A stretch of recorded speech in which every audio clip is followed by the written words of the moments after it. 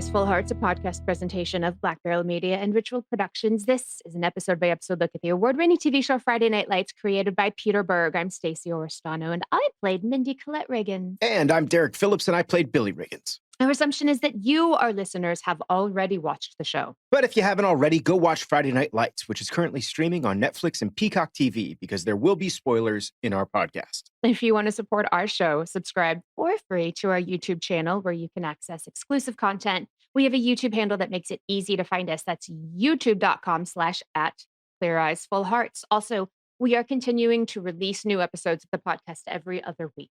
That's right. So join us as we recap all your favorite episodes and chat with amazing guests. And answer your questions. Email us what you want to know at cleareyesfullheartspod@gmail.com today. Season 4, Episode 9, The Lights in Carroll Park. It was written by Patrick Massett and directed by Christopher Missiano. The synopsis from NBC reads, Coach Taylor and Betty Garrity crusade to make an East Dillon Park safer for the players while Becky faces the consequences of her one-night stand with Luke. I didn't even know she'd had a one-night stand. There's so much to unpack in this episode, but before we get into it, we're going to answer your fan questions.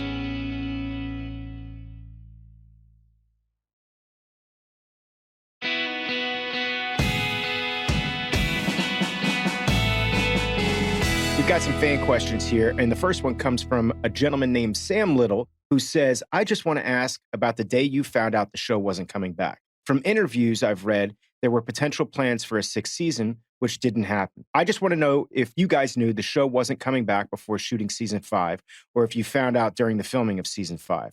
Did the knowledge of, wow, this is our last time kind of change the dynamics on set, or how you looked at the experience as a whole? Great question, Sam. To the best of my knowledge, the way I remember it going down, frankly, was that we were pretty much canceled after season 2. That was the vibe that I got. I got a phone call from Kyle Chandler saying, hey, man, we just got picked up for season 3. And not only did we get picked up for season 3, we got 3, 4, and 5. So I knew at least coming back that we were guaranteed seasons 3, seasons 4, and season 5. Now, I didn't know if I was going to be around for all of that. I don't think Stacey knew if she was going to be around for all of that. But I'd never heard any talk of there being a season 6. I think all of us knew that once season 5 was over with, that was it. It was done. The writers had kind of told us that that was it and that was it done. Now, I know for me, like, there was definitely this feeling of like, wow, we're coming to the end of this, especially once the 5th season started. And the crazy thing about the 5th season, too, is that usually we would take like 4 months off in between seasons. And if you remember correctly, Stacey, the break between season 4 and season 5 was like maybe 2 months. It was like it was a really, really quick hiatus. It was like, wow, we're back and we're shooting. That whole 5th season was kind of like a swan song. You know, it was a lot of former actors from the show coming back onto the show, having their kind of like last minute wrap up, or actors that had been on the show for years, like Jesse Plemons having his last couple of episodes early on in season 5. So it was bittersweet. It's the best way to describe it, I guess. What was your experience with it, Stace? As far as I can remember, and again, you guys, a lot of concussions.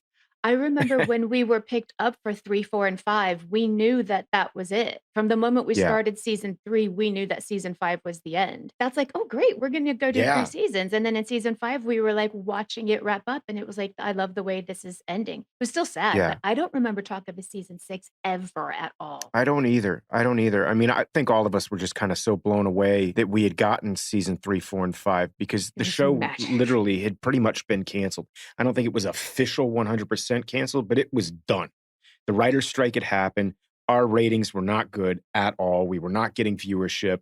We were always critically acclaimed, but we never had viewers. It's unfortunate. This has been such a fun ride with all these great people. And so when I got that phone call from Kyle Chandler out of the blue, I was like, seriously? Like, it blew my mind that we were even coming back. So all of us, I think, were just very, very grateful to even be back for a season 3, much less a 4 and a 5. But I also think it gave the writers a really wonderful opportunity. A lot of network television, especially back then, and a lot of network television now, especially with dramas and comedies, does a 22-episode season. And that can be really, really difficult, especially on a drama, because you're talking, hour-long, 45-minute episodes. every single week, 22 episodes a year. That's a lot of content to kind of just push out there. And so what you see, especially with a lot of dramas, is there'll be what you call like a filler episode. You know, it's not really pushing any overarching storyline ahead. And so what I think it gave the writers an opportunity to do was say, hey, we've got these short 13 episode seasons. We can, map out exactly the story we want to tell. We don't have to have any filler episodes. Every episode is going to be moving towards a goal and moving towards a final theme. It also gave them a chance to kind of write out the characters in season 3, knowing that they were going to bring in new characters in season 4, and then know what the final arc of that season is in season 5. A lot of shows don't know they're done until they're done. So a lot of shows are almost always writing that final episode of their season is maybe this is the end and maybe there's a couple of cliffhangers, but we knew we were done. And so it gave our writers an opportunity to really write a show ender as opposed to a season ender. Like season 1, if you notice, like season 1, we weren't sure if we were coming back. So what the writers did is they wrote an ending for season 1 that I think most fans could be okay with if it never came back. But there's still a lot of unanswered questions. You still want to see more of what happens with these characters. And in season 5, I think we got the ending that everybody kind of wanted. I'm beyond happy with the way the show ended. I love it. I don't want to tell any more of the story. I was in the camp of no, I don't want to do a movie. As much as I'd love to work with all you guys again, I want the money, but I don't want to tell any more of this story. I just don't. And I'd love to work with all you guys again, but I wouldn't want to destroy what we created. I think it was pretty beautiful. I've said this before, and I definitely will talk about it again when we get to season 5. For the very final episode, the crew had like actual money bets placed on who would cry the most when they filmed their last scene. And all of them placed their money on me. And thank God that I had to cry in that scene. It's the scene where I give Becky back to her mom. I didn't have any lines. All I had to do was cry. And I was so sad anyway.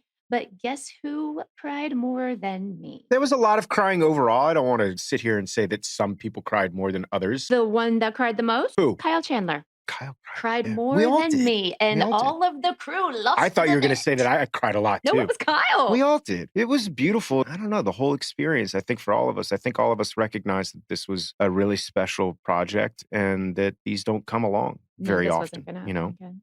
You guys were like my best friends. It was beautiful inside. Crying because it was beautiful and crying because it was over, whatever. I say bittersweet because it is one of those things where it's been such a wonderful gift. This show was such a wonderful gift, but then there's that other part of you as an actor that's always trying to stretch and always trying to grow and ready to look for a new experience and find another job. And it's bittersweet, man. That's just I'm the just best now way to describe noticing it. that as you're saying this, that you're wearing an NCIS hat. You're part of the gang now at NCIS. I am. You're fancy now. You got a hat from NCIS, I think, before you got one from Friday Night Lights. I got this hat actually from Vanessa Lachey, which I thought was very kind of her. Like my second or third episode, she left me a hat in my trailer and said, "Thank you so much for being a part of this show. We love having you on it," which I thought was really cool. She's very cool.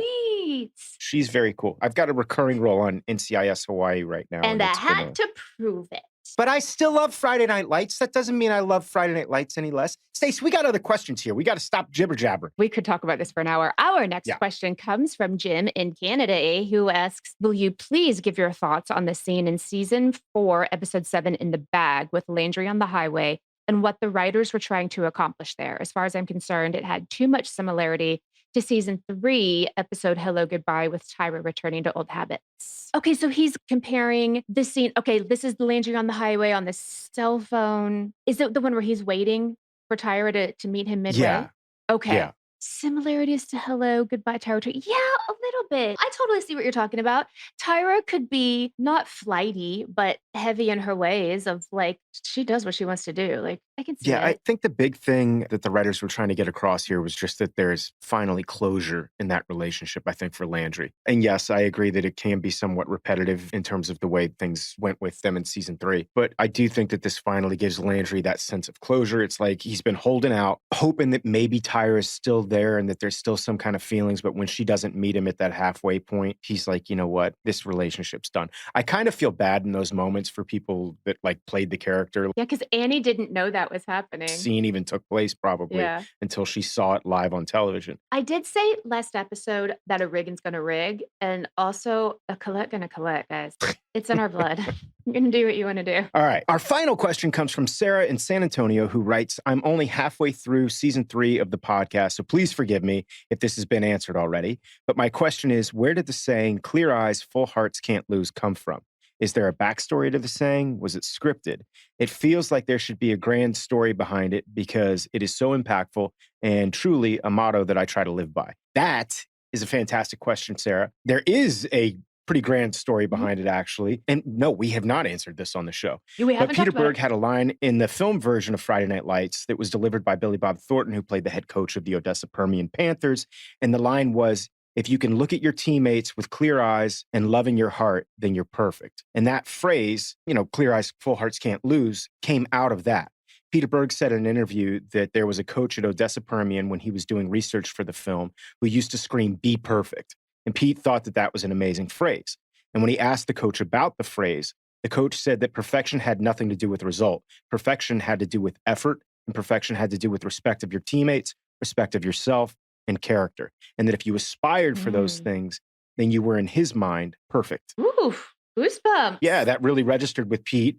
And that's where the phrase clear eyes, full hearts came from. The idea that if you give all your effort, you respect yourself, you respect your teammates, you have solid character, then your eyes will be clear, your heart will be full. And in that respect, there's no way that you can then lose. So, That yeah, was that's where the phrase comes from. beautiful. And also, there were some political campaigns that used this phrase, and we, as the women of Friday Night Lights, wrote a letter in Vanity Fair saying, "You're not allowed to do that because you don't stand for what the phrase means." And Pete specifically put a cease and desist on one political campaign using it because it's his words and it's his creation, and he has the right to do that. But yeah, that's where the phrase comes from. Can you think of another show that has a phrase like that that's so indebted into that show? Good times, Kid Dynamite. No, I don't know. I Not can't something right that's now. I become a can't think. mantra for people, and it really is. I mean, there's something really beautiful about it. I see high school football teams using that phrase. It's kind of been embedded in a lot of sports. The only thing I can think of right now is them throwing DJ Jesse Jeff out of the house in Fresh Prince.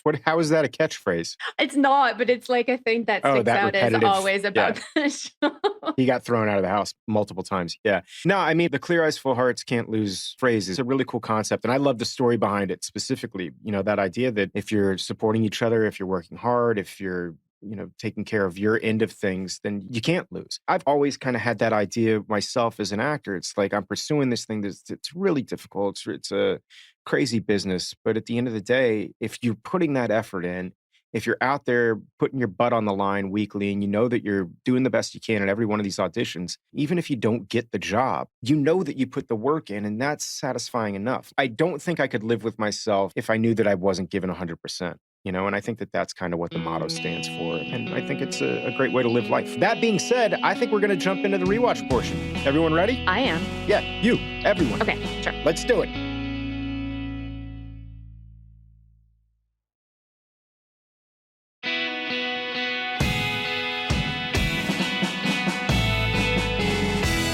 Okay, so this is where I feel like the NBC synopsis that I read gave spoilers of the episode because me watching this, we find out Becky's pregnant and my brain goes, wait, is it Luke or is it Riggins? And I just know from being a part of the show that it isn't Riggins, but I'm assuming that wasn't what the audience was questioning too. Am I wrong or do you think that's what it was?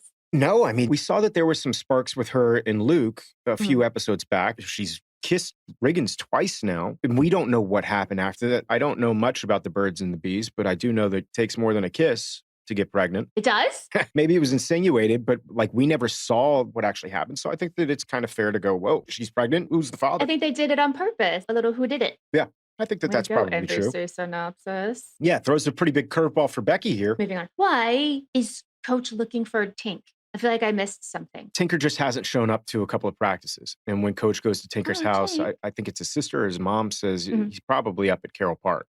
Coach is unfamiliar with Carroll Park. To be honest with you, Coach is kind of unfamiliar with a lot of East Dillon. Ah, it was a device to get us to Carroll Park. Yes, Derek, see, 100%. this is why you're here. I sometimes don't understand things in the show, and you help me understand them. Not in life. just Oh, on I the help you in life too. broadcast. We don't know why Tinker wasn't showing up to practice, and that never kind of gets answered. But, Mhm. he was just hanging out at Carroll Park. We don't know why. I mean, that's one of the problems coaches had with this team in general is that a lot of these kids just aren't showing up to practice or, that, they're not completely and totally committed. Or we find out, like in the case of Vince, and I'm sure that there may have been some extracurricular activities for Tinker, that there's a lot of stuff that's preventing these kids from trying to accomplish their goals. We're going to see some of that pop in its head back up again for Vince in this episode. It's like he can't get away from his past. And we Yeah, don't know what Tinker's past is, but maybe there's some of that there. We don't know. But all we know is got Tinker's it. not showing up. And yeah, you're right. It's a device to get us to Carroll Park. And when we get to Carroll Park, we see that East Dillon is a whole other side of town. Speaking of, I didn't know about the gunshot, about the Yeah. gun violence, that I didn't know that we dealt with that on the show, and it seems a couple of times in this episode with talk about abortion and with this gun violence, I don't wanna say that FNL was ahead of its time because these were always pressing issues, but it's so even more prevalent now. It hit me hard. I think the thing that FNL did really well when they tried to tackle issues like this is try to present things from both sides. In this episode, it's not just we're going to send in a white savior and everything's going to be okay in this community. It doesn't work like that. And, No. as far as the abortion issue is concerned, I don't want to jump in the middle of that myself. But I think good storytelling does that. I think good Mhm. storytelling presents an issue. It doesn't wrap the issue up for you, it doesn't soapbox and tell you exactly what you're supposed to think. It says, hey, this is Yeah, one side of an issue. This is another side of an issue. Maybe you should think about it, make your yeah, own decisions. and there's nothing preachy about it. It's just, this is No. life. This is I life. love This that. is what's happening. Yeah. This is the reality of it. There's a wonderful song by a band called Live back in the day. This one thing always struck me where they talk about this is not a black and white world. To be alive, I say the colors must swirl. And I believe that maybe today we will all learn to appreciate the beauty of gray. It's something that kind of always struck me and stuck with me as I was pursuing a career in this business. As an actor, it's our job kind of to sit there and go, okay, this character does some stuff that I don't believe in, I don't agree with. Why is he doing what he's doing? So I have to find the why. I don't have to agree with it as a Mhm. person, but I have to find the why. I personally would not steal copper wire. I'm not going to do that. You know what I mean? It doesn't matter how down on my luck I am. I'm not Yeah. going to go break down cars and sell their component parts. I'm not going to do that. That's not who I am as a person, and it wouldn't matter how much I was in debt, but Billy does that, so I have to know why Billy does that. Doesn't mean I Yeah. condone Billy's actions, and so I think that's a wonderful thing that we as actors get to pursue, and as artists we get to pursue is that question of why people act the way they do. Kinda gives you empathy because you, at Mhm. that point, have to figure out why a person is acting the way they do. So for that reason and that reason alone, I think every kid should, take acting classes because I think it will help you with empathy. Oh, I agree. Yeah. Empathy and communication. Speaking of why, I Yeah. wonder if Steve had to have a why about why Glenn goes and tells Coach Oh god. that he kissed his wife. Is this the most uncomfortable scene that we've had on this show? It's right up there. It's so cringeworthy. I'm sitting there going, dude, It shut up. Shut up. And it's because I so know Steve, I'm literally going, shut up, Steve. it's What are you Kyle doing? and Steve, and it made Yeah. me giggle because it's them. But yeah, as Yeah. an outside viewer, I'd be like, "Oh no, please, please, no, please, no, please, no, let's go They away." play the scene so well too. Kyle's reaction is like, I'm gonna kill this guy. He starts laughing, like that crazy laugh. Where Yeah, he's like, that crazy laugh. yeah. Kyle was so cool. And Kyle and Steve and I mean, Steve and I were buddies, long before Friday Night Lights, but Kyle like invited us years ago to go to like a Dodgers game together with him and his daughter. And I mean, we became buddies. So to see this, reaction between Kyle and Steve, it's really kind of fantastic. They do a great job. And It seemed Kyle like they had literally fun looks like with he's it gonna kill too. him. He he just looks like he's like, all right, I'm Oh, about ready to go off and oh, go nuts. Glenn, Uh, sweet, sweet Great scene. Glenn. JD Oh, called JD McCoy. his Yeah. math teacher a bitch. Yeah. Like, they are actively trying to get me to hate this character, right? Yeah. And let that be a lesson to you parents at home. If you act like a jackass, the chances of your children becoming jackasses increases exponentially. So get it together. It was good to see Joe McCoy again in a weird way. Like I missed hating him. I was like, oh, there's that guy I can't stand. I did not Yeah. have that same No, I feeling. did. I like DW, so that made me happy. I like to hate my antagonists in a TV show. And I was like, Yeah, I oh, I get hate it. that bastard. Oh, There that's he the is. bad guy. Yeah. But also in that same token, he talks about the McCoys are splitting up or separated. To Mhm. quote a chorus line, I felt nothing.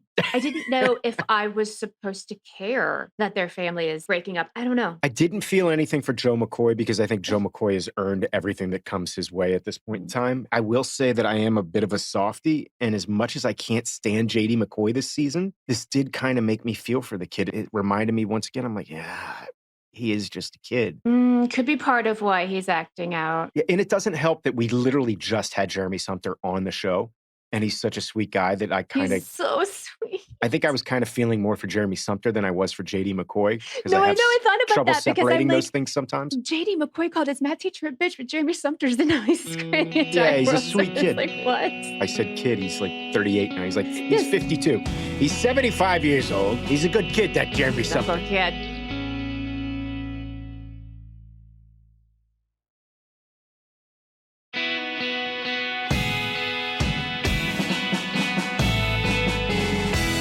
This whole episode is bringing so much brand new information to my brain, and it might be a little bit of overload. Buddy and the mayor had a little fling, a This dalliance. scene, I mean, I know I've sung Brad Leland's praises a million times on this show, but I love him so much. I love And this him. scene, this short little scene just had me cackling because he looks over and he goes, we had a little history, before she started playing for the other team. But I have so many questions. Like, how many years ago is that while it was he was Oh. married, or was this in high school? Yeah, maybe. Maybe. They've known each other forever. I don't know, but I'm guessing in high school, maybe, like one summer back from college. Who knows? But the way he delivers it, and he got this big grin on his face. Like, don't worry, Eric, I got this. We have a history together. Me and Mayor Odell. We had a little tiptoe through the tulips, if you know what I'm saying, back in the day. It was a good time, Eric. It's just getting better every episode. Becky Carey's Oh, amazing. Brad. But Brad just cracks me up. He cracks me up. I love that Yeah, guy. it's ridiculous. Okay, here's the next thing. Vince needs Yes. a job. Yeah. And he's having trouble finding a job. And he goes to Coach to ask him for help finding a job, except that we as the audience know exactly where Vince can go to get a job because everybody gets a job at Buddy Garrity's car dealership. Coach should have been like, don't worry about this. I got you. I got you covered. got kid. it. Don't worry, kid. I got you covered. There's a little place in town called Buddy Garrity Motors. Garrity Motors. You'll know it because every single person in this town works at Buddy Garrity Motors or has worked at Buddy Garrity Motors at some point in time. Vince would be a good car salesman, I think. You think? Yeah. He's a little too young right now, but maybe later. I'm just saying, like, missed opportunity to make a little more money than minimum wage. I don't know. We'll see. But you're right. That usually is your go-to.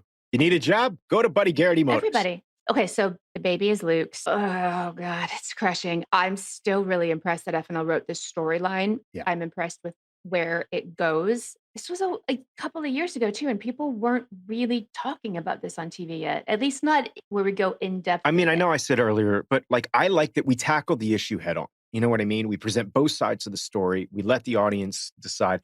I do remember that there was a lot of controversy. Spoiler alert, Tammy basically takes her to go get her abortion, if I'm not Yeah, I remember. mistaken. It was a very controversial thing at the time. I understand the controversy behind it, 100%. But good on Friday Night Lights for tackling the issue. I think the most important thing that television and film and art in general can do is get people talking, have conversations, go talk to that Yeah. person whose side you don't understand. That's what we have to do as a society is have these conversations, and they're difficult conversations. And we're not always going to end up on the same side of things, but maybe, just maybe, if I can see where you're coming from, then I don't paint you as evil at that point in time. Oh, I like that. I think we have a tendency nowadays to just paint with a broad brush and say that Yeah, this person good or and I bad. disagree on this issue, and because of that, this person is evil and I'm good. I'm right. They're As wrong. I said before, it's not strictly black and white. Some things are black and white, but this is not one of those things. I'm not talking about abortion, but I'm talking about just in general. We have to try and communicate with each other. If we can't communicate, then we're lost, people. We're lost. And that's what I think that the show, without getting too in depth, is trying to do. Have a conversation. Go talk to that person who you don't agree with on this issue. Maybe you'll come to some middle ground. I will say the great thing about America and what made America great for so long is the fact that we were able to find common ground at one point in time in this country. And it seems like we can't do that anymore. And that will Not be so the much. downfall of us without Not so getting too much. political. And I don't think I'm getting political. Anyway. Okay, Coach and Tammy in bed. I love this scene because we did see Coach get a little angry before, but when he talks to his wife about it, he's got that Kyle smirk on, and he's like, "Of all the people you could have kissed, you kissed Glenn. Like, that's disgusting. You should have made a better choice about who you're gonna cheat on me with." It makes me feel bad for Steve, though, because Steve is very kissable, people. Sure. He's a very kissable guy, and you're making it sound like nobody wants to kiss Steve. I don't want to kiss Steve, but you get what I'm saying. It's one of these moments, once again, where I'm taken out of the show and I go, oh, come on, guys. You're making it sound like nobody should ever want to kiss Steve Walters. Steve's a very kissable guy. Come on. I do love that Coach and Tammy, this has become like a very flirty thing with them, and it's going to be something that's going to pop up later on. Like, well, I don't know. I mean, what's Glenn going to be doing later tonight? You know, that It's kind of so thing. funny that they're both giggling about it instead of like, "I can't believe you didn't tell me that you cheated on me," whatever, but they're both giggling about the fact that it happened. This is why I love this couple. And it's one of those things too, I think very early on with the show, Kyle and Connie were both very adamant with Mm. Jason Katims and the other writers that like they did not want to have these two cheat. They did not want to have any kind of affairs or anything like that. So even when this story was kind of presented, it's like, okay, we can have that moment, but this is not going to be a serious moment with the two of them. Coach is upset that this guy made a pass at his wife, but Coach doesn't feel But threatened. he's not mad at his He's wife. not threatened. Yeah, I love it. And that I think is a really cool thing to play that, you know, that these two love each other so much that they're They're not laughing worried about about it. this. I Yeah. love it. Yeah. And now it's going to be a point of contention, like jokingly, No, I probably for love the it. rest of their marriage. You know, it's 60 years old. Coach is going to be like, hey, you want to go grab dinner tonight? And Connie's going to be like, I don't know. Glenn and I kind of have plans. You know, that's going to be a running joke in the Taylor household for years. Okay, I am loving this episode for the Virgil Yeah. Merriweather that we see now, Steve Harris, who I love so much. I don't want to say he's turned a corner, but for some reason he's like, okay, like I'm going to drop my guard a little bit and I'm going to help. And help in a couple of ways with the park, with Vince, with a bunch of stuff. And he gets softened a tiny little bit. We've talked about this before. I mean, he's obviously a very mysterious man. I want more information, but I do love the fact that Buddy has a relationship with him that goes back years and years and years. They have a good banter. They do have a good banter. It's classic Buddy Garrity again. It's like, of course, Buddy Garrity knows him. Buddy is that guy who knows everybody. But they probably played against each other in football because remember when all the other players were there and when Buddy walked in, they were so excited to see him. Yeah. That they Yeah. all played football together at the same time in high school. There's like two people that I've known in my life that know everybody. Like there's a guy named Brett Gursky in LA, and Brett Gursky knows everybody, everyone. Like when I was on Facebook back in the day, my connection to everyone was like through Brett Gursky. Brett Gursky is the Buddy Garrity of Los Angeles. You know Brett Gursky, don't you? I don't know Brett Gursky. You don't know Brett Gursky?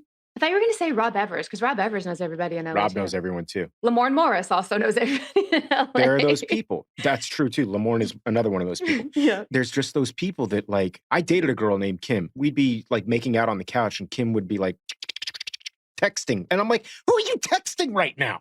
But it's because Right. she knew everybody and because maybe she just wasn't that interested. But she knew everybody and she was constantly texting. Anyway, Little bit though. too much info, too much information for everyone. Meanwhile, go Landry. He and Jesse playing tonsil hockey here, and I'm all for it. Good on you, buddy. They're goo-goo eyes for each They other. really are, and I'm really kind of digging it, and I'm happy, Yeah. as we discussed earlier in the episode, Landry's moved on. I wanted very badly for Landry and Tyra to work out. It didn't work out, but I'm glad the kid has moved on. Good on him. I'm proud of you, Landry.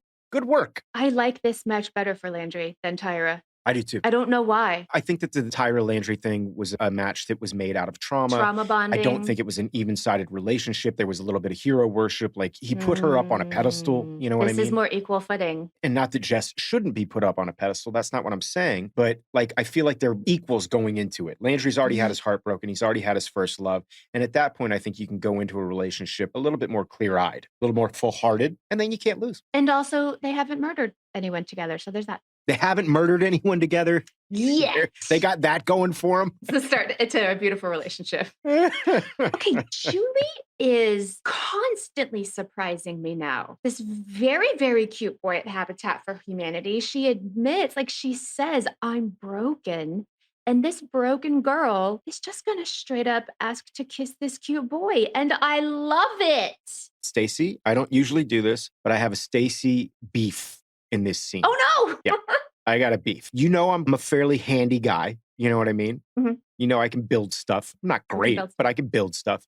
And when this guy shows up, he's got his, he's got his work belt on and he's got like one flathead screwdriver, just like one flat, like that's it. No hammer. Take my job, Derek. He's got like this really awesome work belt, like, hey, what's going on? And there's like one flathead screwdriver sticking out. And I'm like, number one, you're going to stab yourself in the thigh where it's positioned. Absolutely. Don't put it there. But then it's like, you're building houses with that flathead screwdriver there, guy. Is that what you do with? That's my beef. Maybe you missed the part where he's very, very cute. Did you miss that part? He's a good looking dude. The actor in this scene, his name is Matt Bard. Good actor, good looking guy. I get it. I will say this, going back to what the scene is actually about, and it may not be PC, I've always been a big fan of having an immediate hookup right after a tough breakup. I highly recommend getting some strange after a breakup for our listeners out there. So I support Julie. I support her decision 100%. Just make sure you wrap up, Julie. Yeah, to get over someone, you get under someone. Yeah, we don't want to have another Becky on our hands. We don't need another Becky. But I get it. I get it 100%. You're cute. I want to kiss your face. Once again, I love her and Matt together, but I also think, sometimes you just got to get out there, get some strange immediately following the break. I love it, though, that she's like, I don't think we should go to dinner, but I'm going to kiss your face right now instead. Yes. Great. Yeah. Good on you. Stealing that line also. Okay, we talked about this a little bit before. The Great White Hope. I loved that line. I love this story. I love that this show is giving us what's really happening and calling out what's really happening. And it's not going to be this white coach coming in and saving the day in this new part of town. That's not what our show is. And I'm so glad it's not still. I agree. I love that Friday Night Lights called it on the head. There's too many. It's Fern Gully, it's Avatar, it's Dances with Wolves. The white savior comes in and saves the indigenous people who are incapable of saving themselves concept. And I love that Friday Night Lights calls that trope out and says, look, that's not what this is about. I also love that they got Lawrence Gilliard Jr. to play Eldon. You've heard me go on incessantly about The Wire on this show, and all Wire fans will recognize him as D'Angelo Barksdale. Really cool that they got him in for this. He does a great job. It took me about 5 minutes of going, God, he looks familiar. God, he looks familiar. But he's so grown up since The Wire. I wonder how when he and Michael B saw each other on set, how that reunion was. I wish I could have seen it. Yeah, that would have been really cool. I actually have goosebumps thinking about it. But I was like, you are so grown up now. Guys, we've talked about it before. If you haven't seen The Wire, go watch The Wire. It's a fantastic show. Even just show. season 1, that's them. Oh, God, he's such a good actor. I also love Virgil now. I'm just going to say it out there. I'm a fan of Virgil Merriweather. He's on my good list. 100% coming around on Virgil. I will say this, though. Vince, be careful what you wish for. You would ask for a job, you beg for a job, and of course, Coach gets him a job. Not at Buddy Garrity Motors, where things could be smooth and easy, and he gets him a job working for Big Mary, who we already know from, past interactions. These two have a history with each other. I think it's safe to say that he and Jess dated at some point in time, and it didn't end well. And then on top of it, Big Mary knows that Vince has a little bit of a past and he's gotten into some trouble with the law. He doesn't want this kid around his daughter. So in the way that only Friday Night Lights can, our writers stick these characters in situations where there's just going to be automatic tension. I love it. So yeah, be careful what you wish for. Now you're working with Big Mary. Vince is so polite to him too, with his yes sirs and the doing what he needs to do. I liked it a lot. I do too. I love the whole situation. I think there's going to be some good material moving forward. In that situation, though, this tension between Vince and Jess is like palpable. And they say that you could cut it with a knife. It's heavy. What do you think Vince did? You think he cheated on her? What was it? Listen, this is why I'm confused, because the tension to me looked sexual. It looked like Jess was still very much pining for Vince with the last look. So it's like, I know she's mad at him. I know she doesn't want to, but I think she is also still in some way incredibly attracted to him, which sucks for Landry. Yeah. But it seemed like that to me. I might be reading it wrong, but Journey's so good at that, just eye acting. And I could tell that she was still heavily attracted to this other guy. Have you ever had that situation in your own life, Stace, where you've been in a relationship with someone that treats you well, is a good person? Maybe you're just not as physically attracted to them as this other person that is not necessarily right for you, but as the bad boy?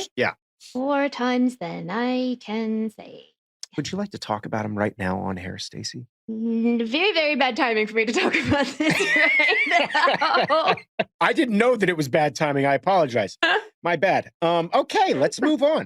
This is a really great scene with Becky and Luke. What do you think about this scene, Stacey? I think the writers do a really good job of painting just how difficult the issue of abortion is it's a well-played scene by both of these actors. We get to see Luke basically saying, I don't know if I want you to do this. I don't know how I feel about you having an abortion, blah, blah, blah, blah, blah. And then once again saying, but it's your choice. So I think we get to see that this isn't just some decision that's being made willy-nilly by these kids. It's a difficult decision. And we as an audience get to see both sides of the issue. We get to see a young girl who's not ready to have a child. And we get to see a guy who's saying, I still think that this is a baby, so it's Yeah, a and I difficult like combo. that Luke was just asking the questions. He Yeah. wasn't saying you can't do this, but he's posing, I hear you, but what about also this? Yeah. It was Yeah. very well done. We're not going to get into a big, huge abortion discussion, by the way, guys, just FYI. Oh, I was done there. That was the end of that for me. I am not getting canceled. Meanwhile, the scene with Vince and his buddies stresses me out. Speaking of stressing you out, you just know that this altercation outside of the barbecue stand is the tip of the iceberg. Yeah, this isn't the last. And it's so frustrating to me because we know how hard Vince is trying to get his act together and keep his nose clean, and just constantly his past just keeps popping up. And it makes it damn near impossible for him to move on. I do love that Virgil comes outside and basically, tells these kids to hit the bricks. And he has Vince's back a little bit instead of Yeah. oh, these are the kids you hang out with. Yeah. I liked it. It's scary to me. It's frustrating. You have this overwhelming kind of sense of dread watching these scenes because you know that this isn't going anywhere. These kids are going to keep coming around. His past is going to keep popping up. It's one of the things that we discussed earlier when we had Jason Katims on the show. This idea that I'm starting to get attached to this character. And I'm super attached to Vince right now. And I'm rooting for him and I'm fighting for him. And I'm sitting there as an audience going, when the hell did this happen? When did I start caring about these characters that they brought onto this show? Because if we remember correctly, 9 weeks ago, we didn't even know who they were, Yeah, I can't tell you when it happened, but I'm fully in with Vince. Fully invested. I root fully for him. I don't know when that switch happened. Wait till the next episode. Jeez, way to go, FNL. It's going to get really crazy. As I said before, I love Landry. I love Vince, and I hate seeing these two at odds with each other, but it's also what this show does really well. There can be these two characters that I love, and I want both of them to end up with Jess, and I know that that's not possible. Well, I mean, it is possible, but that's a whole other show. Come on, Stacey. This is a family-friendly show, and you're throwing out concepts and ideas like that. This is a show where we talk about abortion and racism. Yeah, and that's it. And you're going to talk about this kind of stuff. Polyamory. I'm going to bring it up. And affairs with Glenn. I'm taking my reins back from you as the logistic police.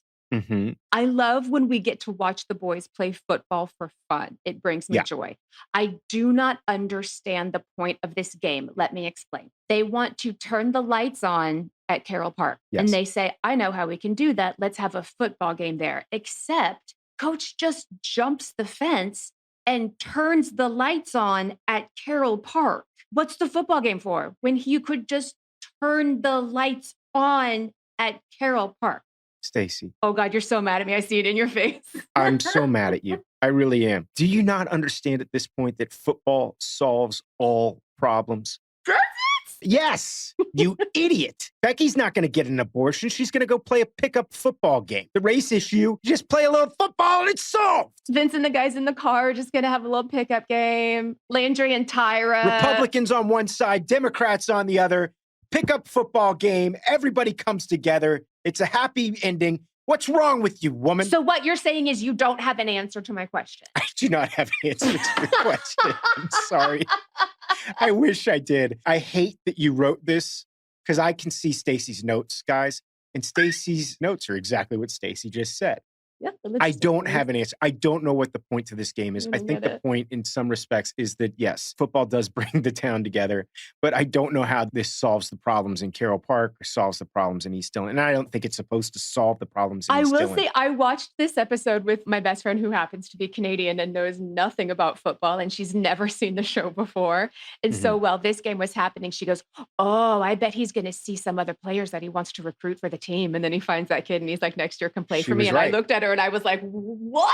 I think what it does is it kind of gives hope to this community. Getting the lights on, number one, will prevent all these people from hanging out at the park. So they accomplished the main goal, which was getting the lights on in Carroll Park. Now, that doesn't mean that they're not going to find another place to hang out or another place to, cause trouble and get into trouble or whatever. But this is one part of the community that is now a little bit safer because they got the community leaders to go in there and make a difference.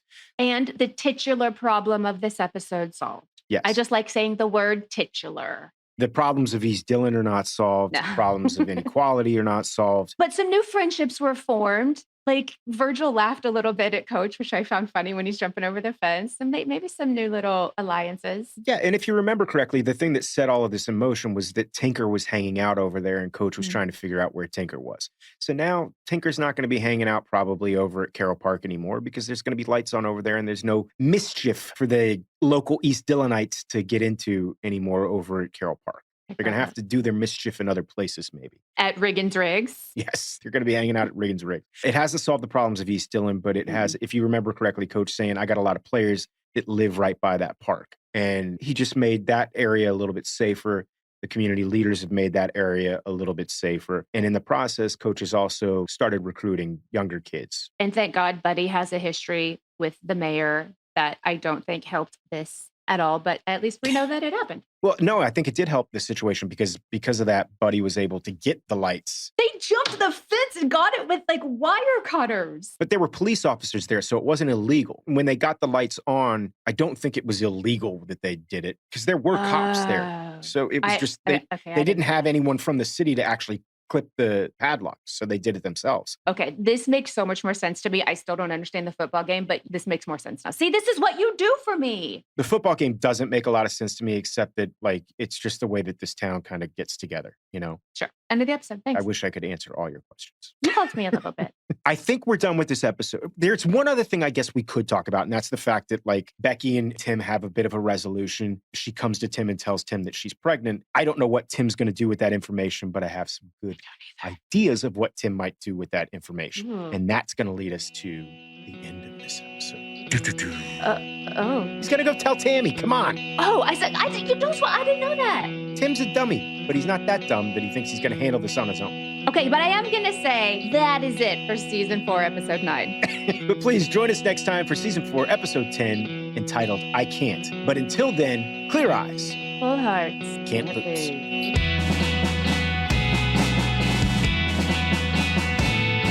Clear Eyes, Full Hearts is a podcast presentation of Black Barrel Media and Ritual Productions. Executive producers are Stacey Oristano and Derek Phillips, Chris and Mindy Wimmer for Black Barrel Media, and Steve Walters for Ritual Productions. Our producer is Miranda Parham.